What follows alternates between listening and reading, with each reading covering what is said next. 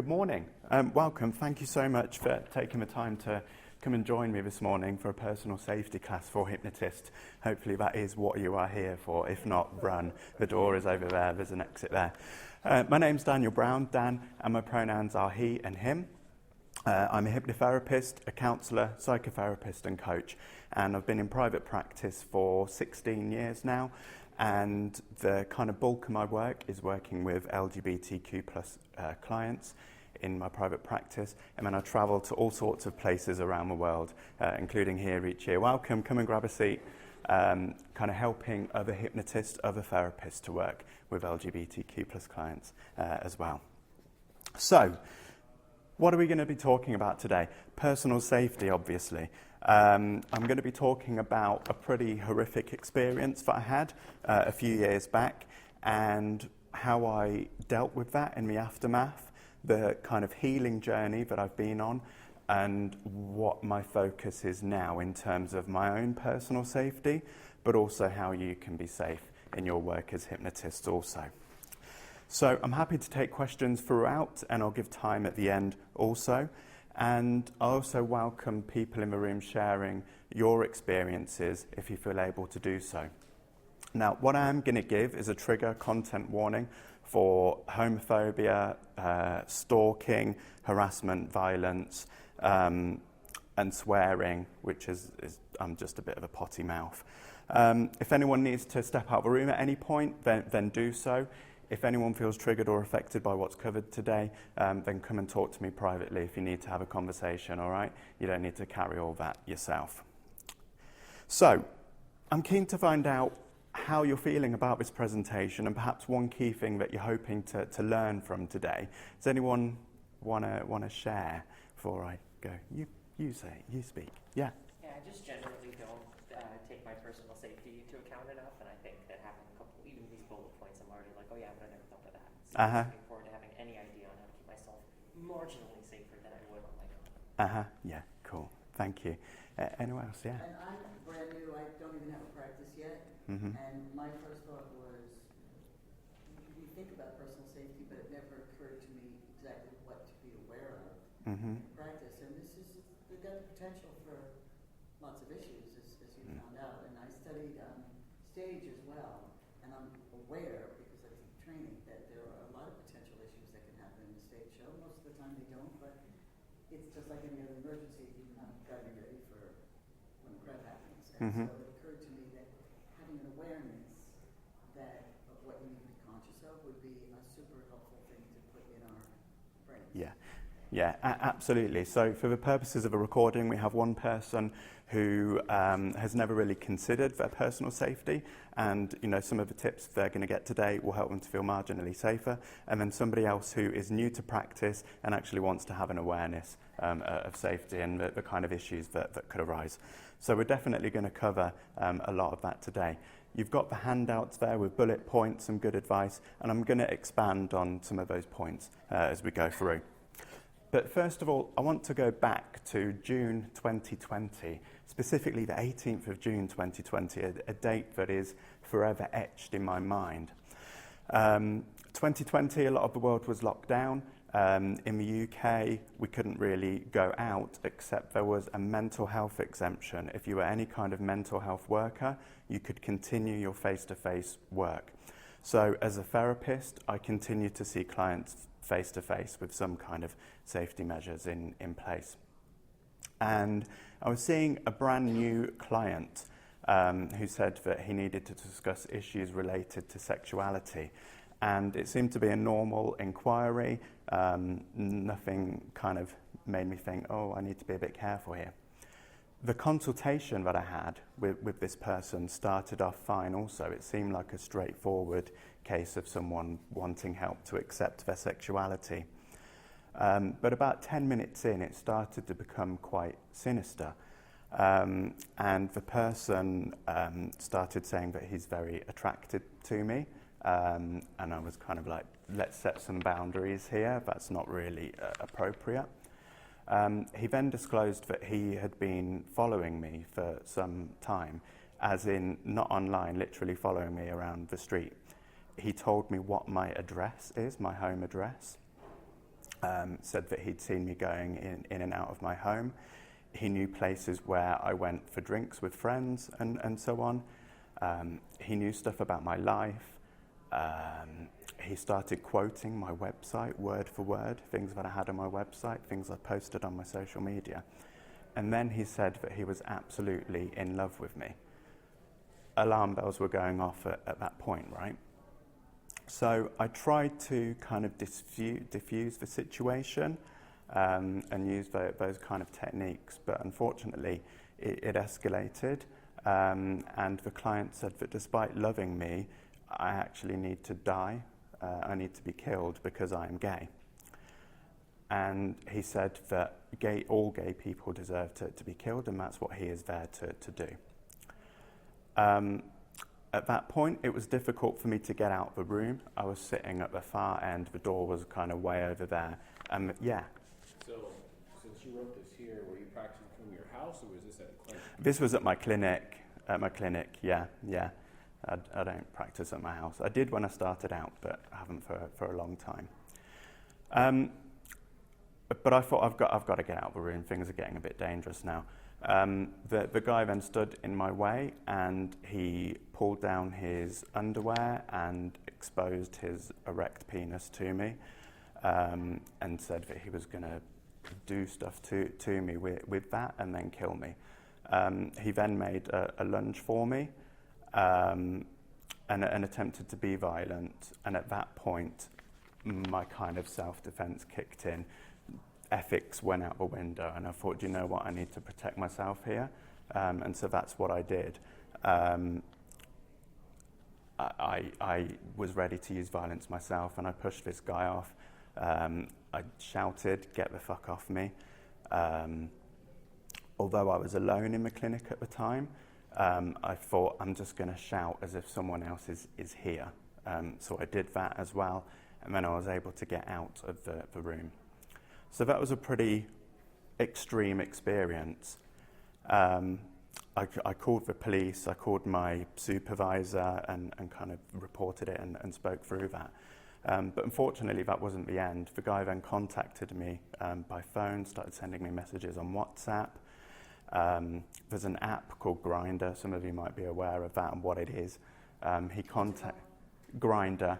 It's a hookup app for men. Louder. You want me to speak up? Okay. Just a little bit. Yeah. Okay. You just say Grindr just a little bit. Grinder. It's a hookup an app, an online metal detector for cock is what Grindr is. So that's the best way I can put it, right? So he contacted me on Grindr, and he was actually outside my home when he sent those messages. So that was pretty scary. Obviously, that deeply affected me. I became terrified to go outside the house. I was terrified to see brand new clients, particularly if they were male. I was scared to open Grindr in case he was on there and nearby. And I'll talk a bit about how that affected me and how I healed shortly. But I want to talk about the process of reporting to the police that I did. So obviously I reported it. I gave a statement and so on. And they got this guy in for questioning. And his excuse was that I had hypnotized him into doing all of those things. He said I hypnotized him in the consultation to make him expose himself and whatever he said. I hypnotized him through my social media, my videos, my website, and that I had completely got him under my spell. Now, the officer that was investigating was pretty ignorant and believed that that may be possible. You know, hypnotism, it's magic. We can control people and their minds, right?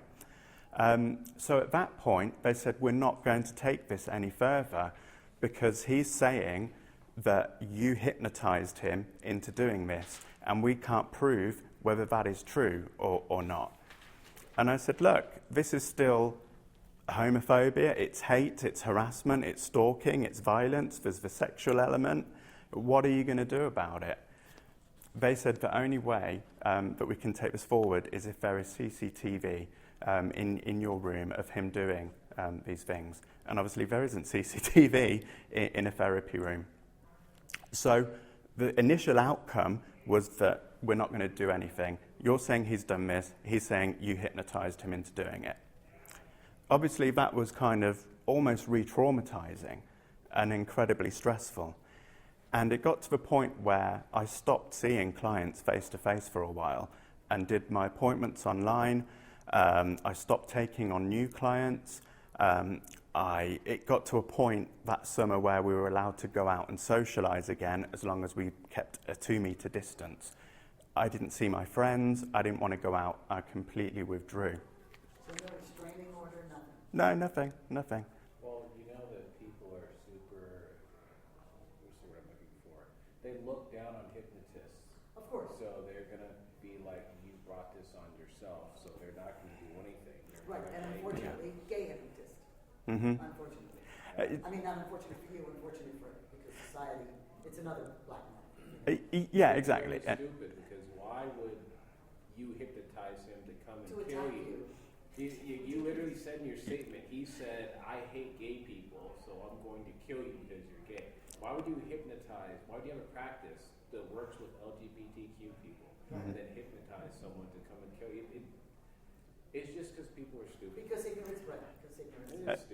Yeah, Don't and you have session recordings? no, I don't. I don't record sessions. So there was no evidence that had happened, despite the fact that obviously it had. So it took a long time, probably about 3 years, to kind of really get to a place where I felt comfortable, not so scared when meeting new male clients and so on. For a while I carried a panic alarm around with me, and I always had that in my pocket so I could press that if I ever needed help. I had counselling, I had hypnotherapy. I spent a lot of time and a lot of money kind of healing myself.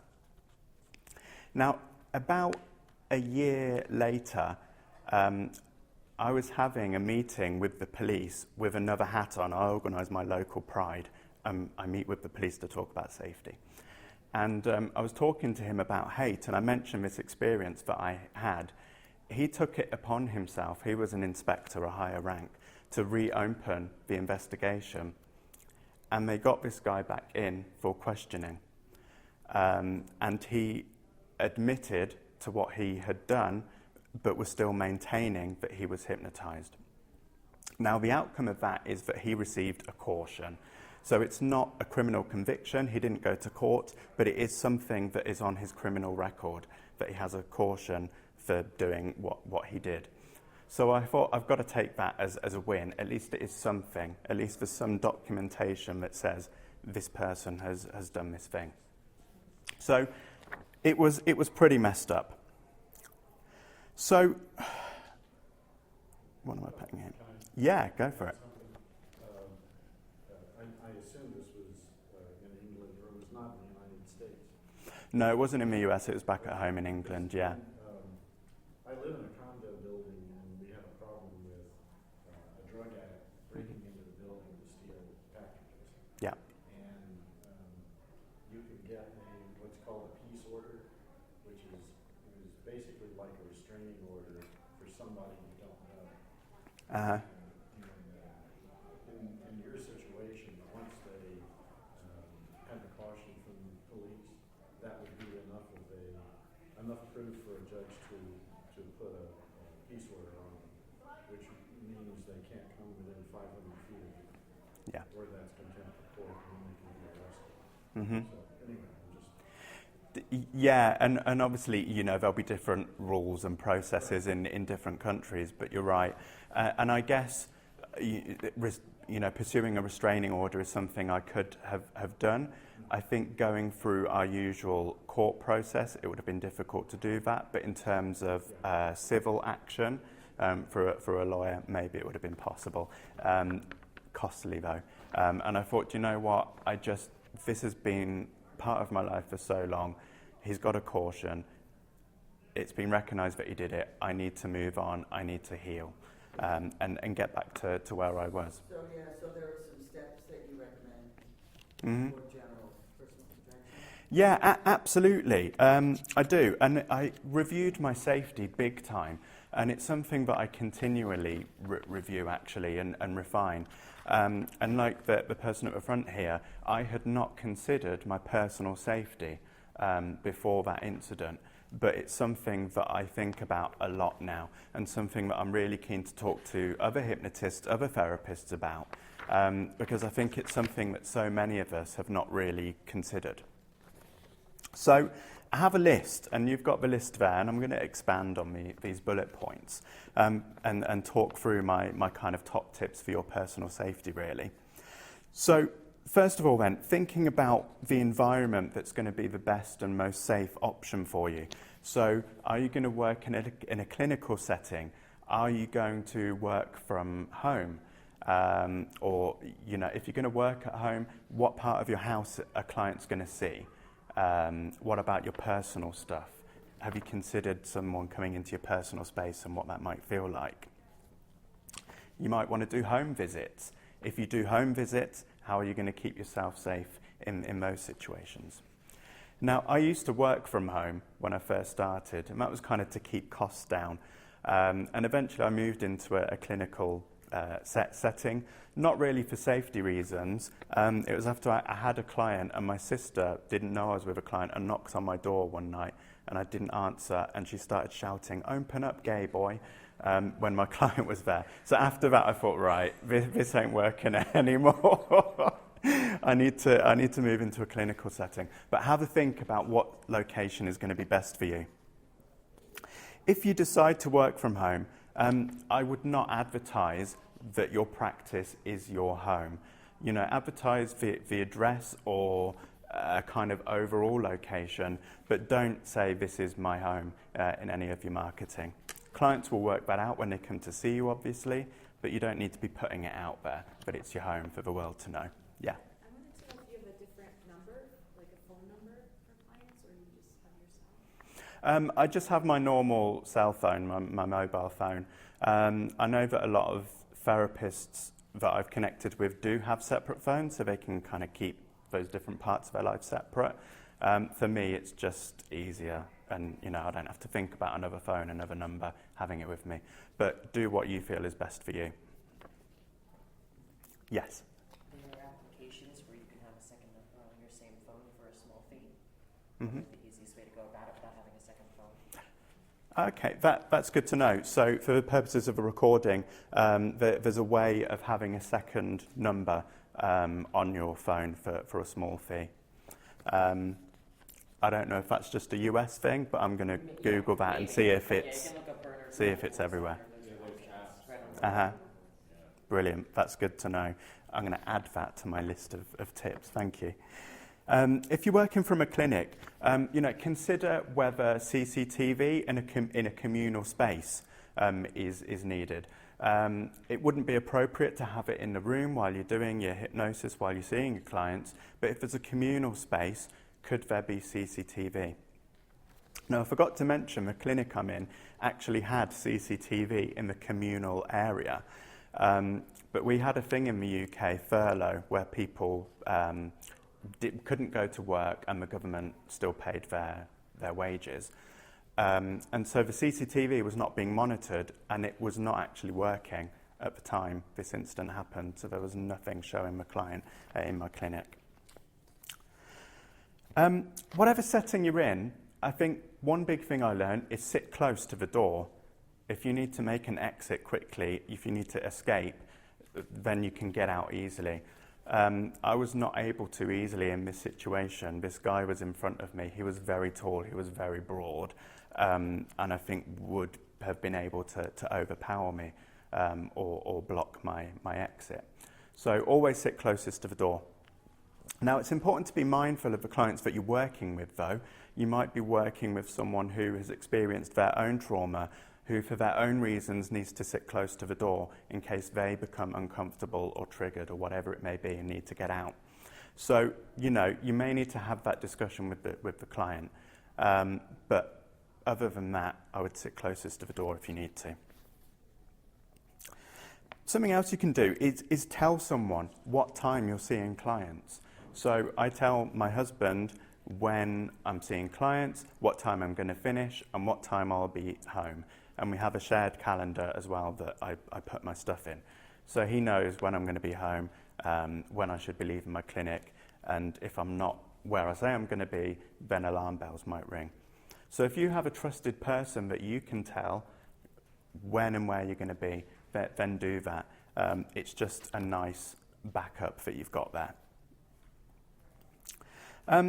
If someone's seeing you in your home, if you're doing home visits, I would probably ask to see identification, driving license, passport, something with their photo and their details on, so that you know who you are seeing. There are some therapists, some hypnotists who will ask to take a photo or scan that ID. You need to get the client's consent for that, but do that if you feel that that's kind of another level of protection, of support for you.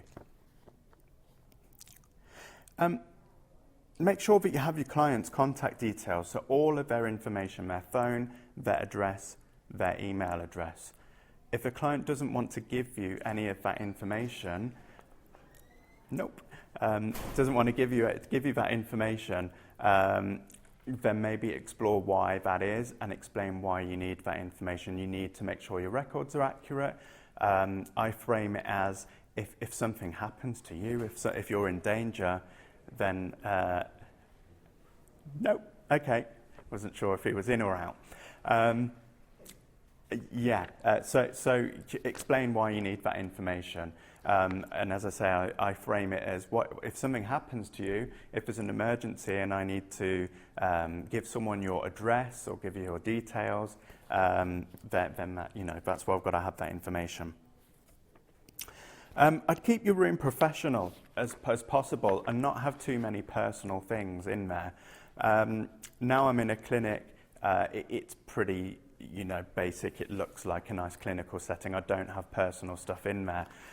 When I was working from home, I had to kind of depersonalize my room. It had a lot of art that people might not like. It had lots of gay stuff in there, lots of rainbow stuff. Yeah. If you're working, because you were seeing them, right, because you weren't doing virtual, they were coming in. Yeah, that's right. I was seeing clients in person. Virtual, you could have just changed the background, but you said earlier that the person was in your room. So never mind. Yeah, that's right. And I still see clients online as well as in person. And yeah, I just blur my background so they can't really see anything. If nobody else is in the building, whatever setting you're in, maybe give the impression that you are not alone. So with this person, I shouted as if someone else was in the building, although I knew that I was by myself, just in case that acted as a deterrent for him. Yeah. What led you to do that? What led you toward that action of shouting? In case it put him off, in case it stopped him, in case he thought, someone else is here, I'm not going to get away with this. So, and it was kind of maybe an intuitive thing that you just decided to do that. I like it that you mentioned that you were following your intuition in this dangerous situation. Yeah. Because he wouldn't know if there were other people around. So. Right, exactly. Exactly, and it's a huge building, many floors, many rooms. There could easily be someone else in the building. Good thinking. Mm-hmm. So as a martial artist, my lifelong martial artist, what type of, how do you handle something like that? Mm-hmm. With what you know and physically to change it? I just wanted to know how you... Yeah. So in that point, and I'll talk about what I've done since, but in that situation, I have had no kind of training, any kind of martial arts or, self-defense or anything like that.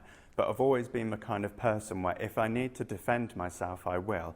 I'm pretty anti-violence, but if I've got to hit someone, if I've got to push them out of the way, whatever it is, then I'll do that. And I was absolutely prepared to defend myself in any way in that situation. Now, since then, I've undertaken several personal safety classes, and it is about self-defense. So it's not about going on the attack. It's about if someone comes at you like this is how you can defend yourself and disarm them, whatever technique it is. So that's been quite useful. And what I've done also is facilitated self-defense classes for local LGBTQ plus people as well, where they've been able to come and learn. So yeah, I took some classes, and I now feel more prepared. So I don't need to think, wow, this guy's coming towards me, I need to hit him. It's this guy's coming towards me, I can get his arm like this and I can do that and defend myself in a much better and more effective and less violent way. Yeah. Okay. Don't take risks. Trust your gut instinct. I think more people need to trust their gut instinct about a variety of things. And if something doesn't feel right, then it probably is not right. Now, in this situation, and with hindsight, I perhaps let that go on longer than it should have. When he first started getting weird, I should have ended the session. And that's a big learning point for me, and I take that on board, and I've reflected on it a lot. So trust your gut instinct always. And do you have any recommendations for learning to trust your instinct? Oh, that's a good question. I was going to recommend, there's a book called The Gift of Fear. Yeah. Uh-huh. Yeah. Who's it by? Gavin DeBecker. Was that Gavin DeBecker? Gavin DeBecker. Okay. I was going to mention the same thing as that. Mm-hmm. So kind of how to protect yourself without being paranoid. No, it's how to pay attention to, how not to ignore your feelings, the signals you're on. Yeah. So the question for the recording, the question was about how do you trust your gut instinct? How do you tune into that? And what was the book called? The Gift of Fear. The Gift of Fear. Yeah. Okay, so that's a good recommendation. Thank you. It's something to be aware of. I think a lot of people ignore their gut instinct. But if you've got these feelings coming, like all feelings, I think they should be felt. They should be experienced and sat with. And I think if your gut is telling you something is not right, then something probably is not right, I would say. Have an escape route. So if something happens, what is your way out? How do you get the hell out of there?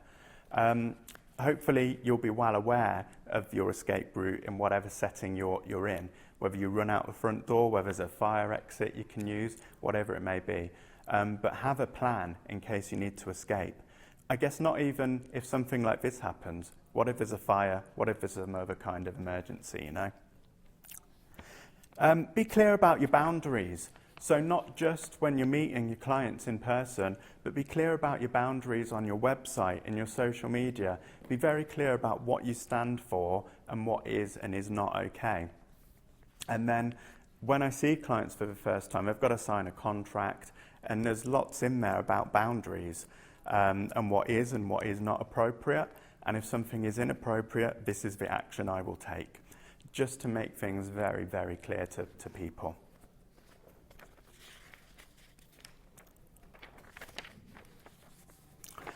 So next up, keep your records and your session notes very clear, very concise, and very factual. Hopefully, when you're seeing clients, you do keep session notes. You do a write-up after the session of what you covered and the progress that was made, etc. Yeah, go for it. Thank you. Yeah, there's tips on there. Sorry, I didn't give you one at the start. So don't worry too much about taking notes. Document every session that you have. But as I say, keep it clear and keep it factual. So don't include any emotion in your records. Don't include any of your personal thoughts. Just keep it absolutely factual. One, it helps you to know the work you've done with your clients and to remember the work and the progress that's being made. But if you ever need to refer to those records, if something happens, you've got a very clear and factual account of it. And what are your reservations about recording every session? In terms of video or audio or both? Anything. Yeah. I can see where it might discourage a client, or it might make them more hesitant. But I can also see just saying, to protect both of us, I'm going to record everything, Mm-hmm. And after the session, I'll erase it. Yeah, yeah. So, You have a representation. yes. So what are my thoughts on recording the session, whether it's audio, whether it's video? I'll give you this as well. There you go. Okay. I think that, first of all, you need to be aware of what the law, what the legislation is in your area, in the country, or I don't know if things differ state to state in the US, I don't know. But be aware of what the law, what the rules are. Then I think you need to have it very detailed in your contract that you have with the clients when you see them for the first time, detailing why you're making that recording, how it will be stored. So in the UK we have GDPR, General Data Protection Regulation, and it's very specific about how things have to be stored, password protected, clients' rights in terms of accessing the recording, and so on. So check what the rules are in your area and make it very clear in your contract, and don't be afraid to have those discussions with your clients about the reasons why you're recording it, and get their consent if you can. I'm sorry, I have to run out. That's okay. But thank you. Thank you.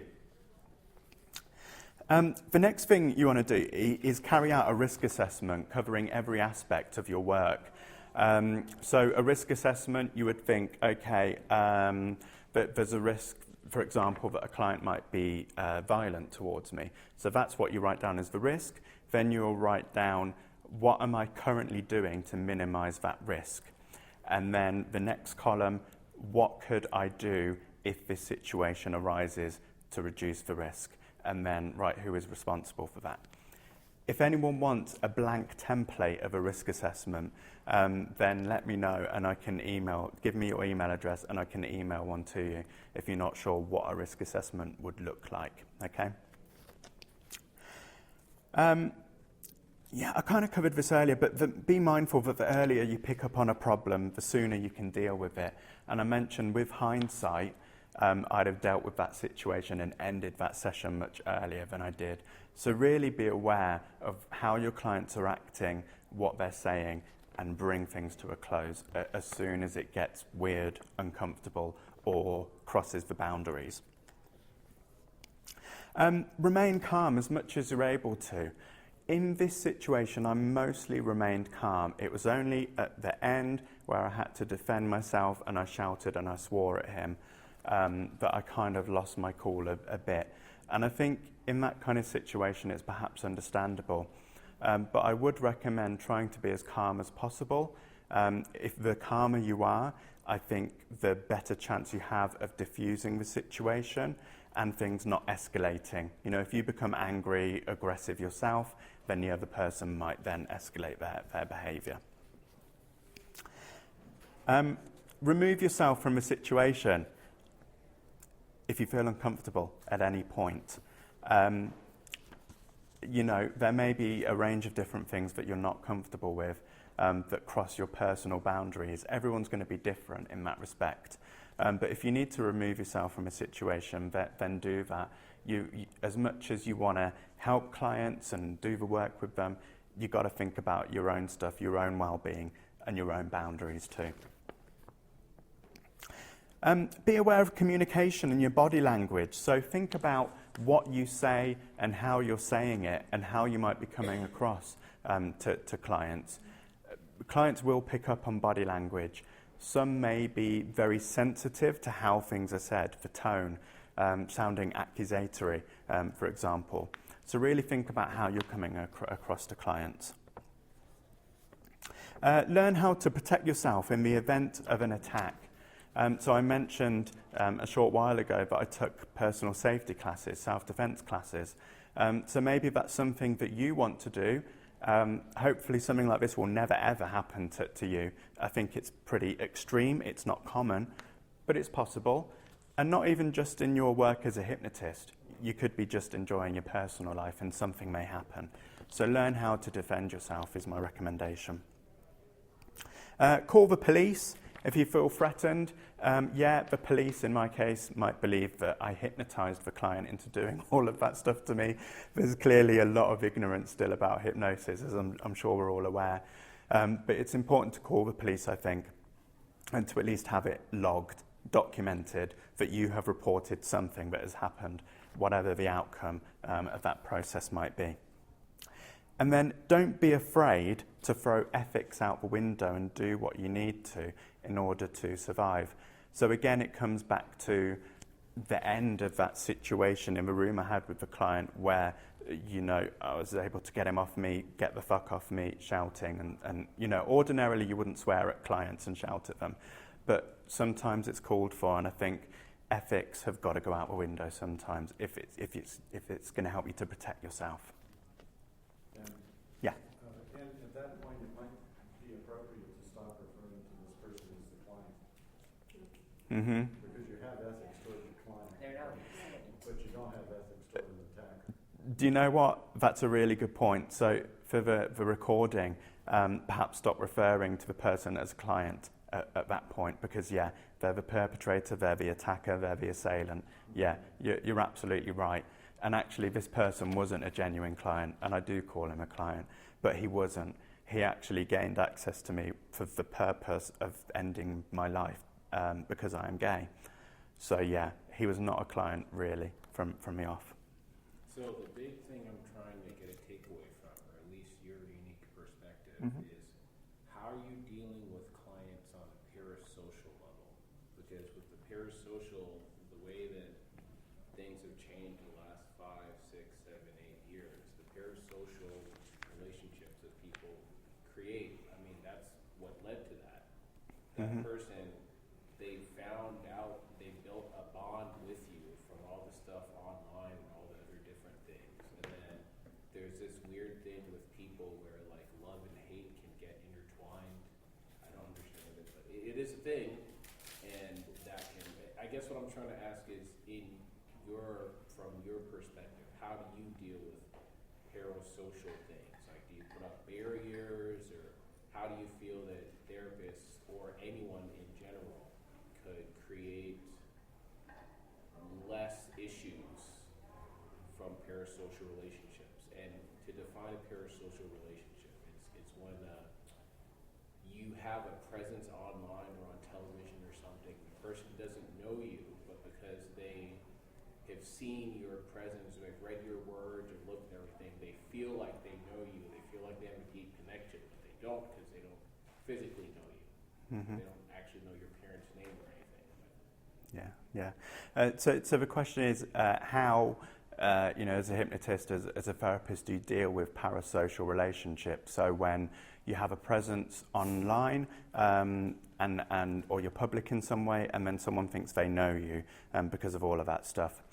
I think it all comes back to boundaries, to be honest, and really being so clear in your marketing, on your website, on your socials about boundaries, the importance of them.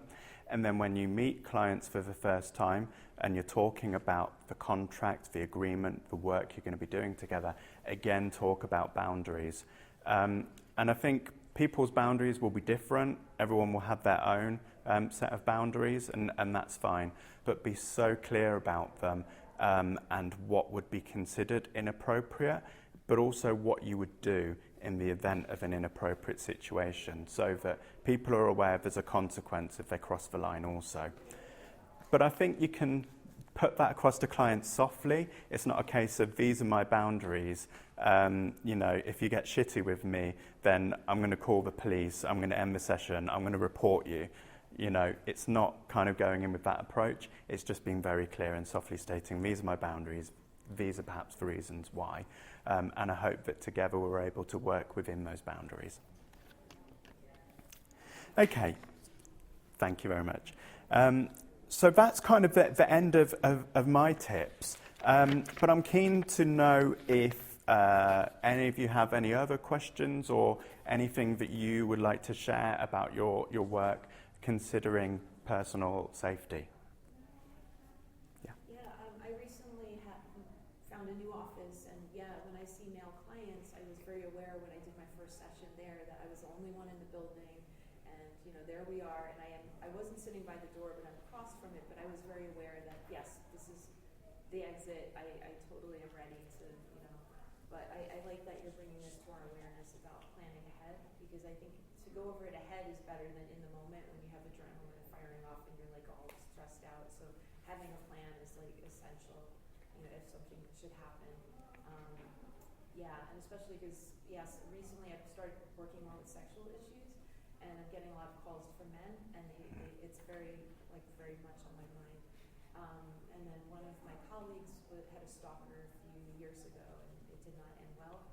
So ever since then, it's been very much on my mind of how to be safer, in public, and I'm always looking for exits everywhere. And it's just kind of the way of life in LA, all places too. But it's just so important to have this on your minds, but not get overwhelmed by it and let it control you. So having a plan. Yeah, and that's a good point you mentioned at the end there.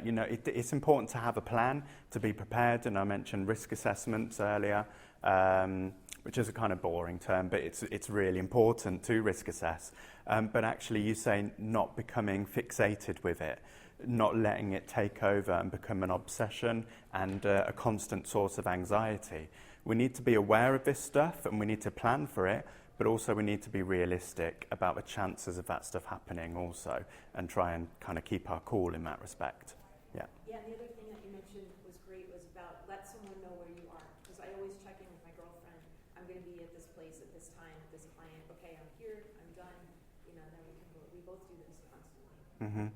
Yeah, and that's good practice, whether it's a partner, whether it's a friend, whoever it may be.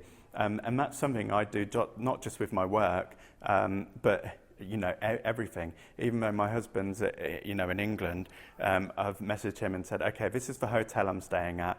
Tonight I'm probably going out with Gila and we're going to dance, but I'm going to be back at the hotel. I will check in with you probably by this time. So wherever I go, I'm in the habit of doing that. But I think for the purposes of your work, it's good practice. Life 360. It was designed so that overbearing parents could keep track of their kids, but with the right communication settings and consent, they can just be used so that your partner knows where you are at all times. And the battery life on your phone, how much gas is in your car even, I think. But it's very, very useful to have someone be like, can you be watching the thing today? And they just turn it on and see where you are. So it was Life 360, that was called. Okay, so useful app. There is a small subscription fee, but again, as someone who also has the metal detector on my phone and is going places, being all right, can you be checking it tonight, please? Thank you, great. It's it helps. Yeah. It also helps professionally. Yeah, that's a really good recommendation. So the Life 360 app, and something that your partner or a friend can perhaps have on their phone, just to not monitor you, but to be able to check in and to make sure that you're okay. And I can see how that can be used as part of a healthy relationship or a healthy friendship. Yeah. Any other questions? I have another comment about when you're setting your boundaries or thinking about your safety, that kind of thing. I tend to take better care of other people than myself, and so when I need to do these sort of things, I dissociate enough to say, what can I do for Reed? So I'm not taking I'm not thinking of myself. I'm thinking of myself as somebody else, and what would I do for them to keep them safe? And it just makes it easier for me to evaluate those situations. Yeah, that's an interesting point, and I think that I can see how that would be a good way for some people to work, so they're not kind of internalizing it too much. So the comment was kind of almost externalizing it, seeing yourself as another person that you're looking after, that you're considering the safety of. And I think if that's a helpful way to do it, then hey, it's all good. The main thing is that you're doing it. Yeah. At the front, did you have a question or comment? I guess it's more of a question and a comment. Yeah. The comment would be looking at how many people are in the class is an indication of the question, which is, for whatever reason, the healthcare field attracts masochists, aka people that put other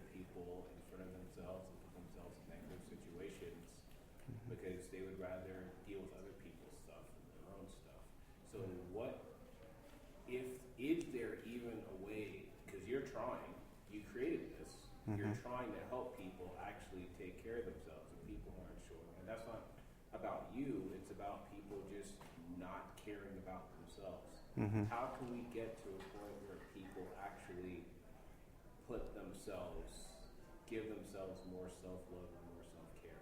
Yeah. Especially in this profession. Yeah. So how can people give themselves more self-love, more self-care? I think education, it all comes back to education for so many different things. In school, in our upbringing from parents, when we're training to be therapists or training to be hypnotists, all of this stuff needs to be embedded in everyday life, I think. And that's the only way that we're going to see real, serious change. So many things come back to education. Yeah. Any other questions or comments? And I'm guessing you're about to tell me thank you. Yeah. You got 2 minutes. 2 minutes. And Yeah. I closed the door a little late, so I was Uh-huh. extra time if you needed. Cool, thank you. 2 minutes. Okay, what I will say is thank you. I'm around all weekend. I've got a vendor table out there. As I said at the start, if you feel affected by what has been discussed in any way, you don't have to carry that alone. Whether you come and talk to me on my stand, or whether you ask to have a quiet word some other time, or whether you talk to someone else, if you need to decompress, then please do that, because I know that this is a heavy topic. So thank you. And those who came in late, I've got some handouts that I'm going to give to you in a moment. But thank you, everyone.